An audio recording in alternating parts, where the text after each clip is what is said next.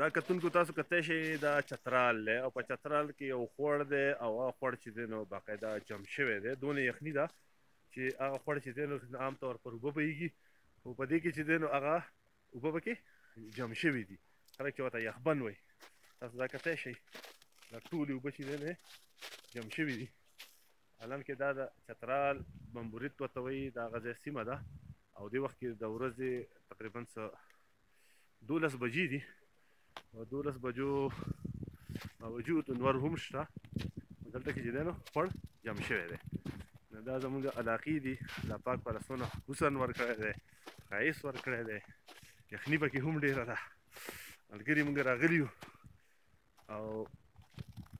چترال د دې نظارو نه خوندلو ما سره یو زلمی دی دنه پوښتنه کوو عمیر نه تپوس کوم که نه مره څنګه چل دی موسم څنګه دی دا تا دا خوړ ولید که نه خپل تاثرات ووایه کوم ځای کې او څه حالات دي موږ په دې وخت کې په کیلاش کې یو او موسم ډېر زیات یخ دی فریزینګ پوینټ نه لاندې وتی دی داسې 0 سنټیګریډ نه هم لاندې دی اوبه ورې شوي دي تاسو کتی شئ چې لکه خوړ واوره شوی دی رو اوبه روان دي بورې ته کنټرول کېږي که نه زندګي خو دلته ډېره ګرانه ده خو په ځا د ځای ښه دی د کتو قابل دی ښکلی ځای دی نو دا چې دی نو دا تاسو کتی شئ خدای دې خیر کې ګزار پکې نه شمه اکسکلوسیو شاټ چېرته جوړ نه شي لاندې ټول واوره ده یا الله خیر او په واوره کې روان یم دې وخت دا خوړ دی دا هسې عام طور پر چې دی نو د خوړ لاره ده او لکه مې تاو راتاو کړه کیمره چې زه پکې هم راشم که نه دا اوسې باقاعده ګنګل شوی دی تاسو کتی شئ پکې مه پوهېږئ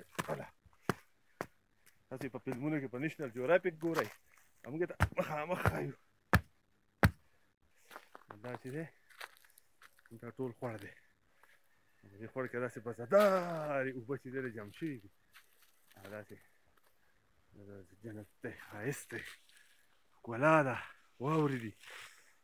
نو دا زمونږ پاکستان دی